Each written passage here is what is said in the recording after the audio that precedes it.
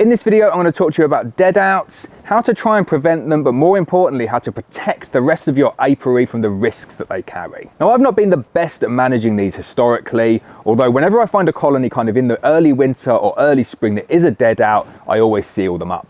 Always completely seal them, because that's the biggest risk, is that the colony gets robbed out. And when we start to talk about EFB and you talk about infected frames, infected brood, infected honey, you think if you've got an apiary where a colony dies out and then they've not got any bees to protect them from that infected honey, and all of the bees in that apiary go and rob that honey and bring it back to their hives, it is the biggest possible risk that you've got, and you need to mitigate it as early as you possibly can. So as I said previously, early winter, late winter, if I find a colony that's dead, or if I find a colony that's unusually heavy, that's generally a sign that they're not taking down the feed, and that's generally a sign that they're dead inside. So when I'm doing my hefting, there's nothing wrong with going in after you do a heft and you think, wow, that's a really heavy colony, crack the crown board open, 2-second little glance inside. It will become very quickly apparent if that colony is dead or if that colony is alive.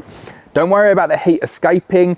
I'm not saying to open it for 20 minutes and do a video and talk about it, but for 10 seconds, you're really not going to do too much damage to that colony of bees. They will recover, and what you're doing is you're mitigating the risk that a dead out colony goes unnoticed into the spring, and then all of your colonies gets infected. Now, the reason I'm doing this video now is because I've found a colony that's in a situation where it is dwindling. It is dying. It's dying as a result of a poorly mated queen, and I've completely changed my approach to how I manage this. So in previous seasons, what I would have done here is I would have got that colony, I would have taken the beehive away, I would have shaken all the frames out, and I would have let the bees go up into the air, and I would let them go and kind of beg their way into all of the adjacent colonies. Looking back at that now, I kind of think maybe that's not the best advice. And I'm talking here for my own bees. I'm not saying that everybody should do this. This is just the changes that I'm making going forward. But that's previously what I would have done. What I'm doing now is very different.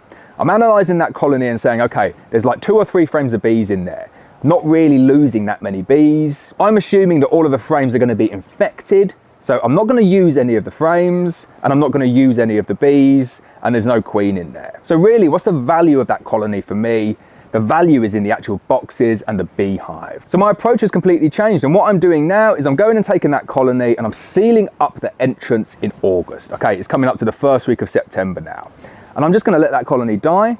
And it might seem a little bit harsh, 2 or 3 frames of bees in there, okay, those bees will die, and I'll have to deal with some manky frames with some manky brood maybe and some manky bees on it. But I'm effectively isolating the rest of the colony from any of the risk that sits inside that beehive. And then what I'll do in the winter, when all of the bees are not flying, I can open it up safely, burn all of the frames or sterilize all of the frames, melt them out, scorch down all of the boxes, bleach them if they're poly, and then I could just use that beehive again the next season, and I completely mitigated the risk of any disease in that colony spreading throughout the apiary. What have I lost? I've lost probably 2 fistfuls of bees. What have I gained? I've gained a real huge amount of protection against any disease in that colony. So that's going to be my plan going forward. When I get towards the end of the year, if a colony is quite clearly going to die or is not going to get through the winter, I'm going to cut my losses early and I'm going to seal that colony up. They will die, all the bees will die, I'll clean it up over winter and I'll reuse the boxes and I'll reuse the frames if I'm going to sterilize them. If not, I'll just burn the frames and burn the wax and start over again. Now that doesn't mean I'm going to do that in the middle of the year. If I can go in there, identify it's a drone laying queen, if I can find the queen, I'll just go in there, kill the queen, give them a new cell, give them a mated queen, and we can build that colony back up organically from the resources they've got inside. I'm not boosting it up, I'm not adding frames of brood. I want to just kind of try and restrict each and every colony as much as practically possible without sharing the resources throughout the apiary. So I'll get my bee suit on, I'll go and show you this colony and give you an example of one where I'm cutting the losses late in the season to try and mitigate the spread of disease in the early spring. Right, this is the colony here that's going to be a dead out in a matter of months, probably a matter of weeks. I've closed up all the entrances, but I'm going to open it up now just to show you what's wrong with the colony inside and why I've closed it up. Now, this has nothing to do with the fact that this is my cork insulated beehive. I'm a little bit gutted, but it gives me a chance to scorch it down, see how it goes through next winter. This one here, clearly a mating issue, and we've got a drone laying queen. So as you can see, handful of bees, barely a fistful of bees. Absolutely no point whatsoever me doing anything with this colony. I know I'm opening it up a little bit with the bees coming out now, risk of them flying off, I'm going to close them up as quick as I possibly can. But if you've got a colony like this, there's literally nothing you can do at this time of the year.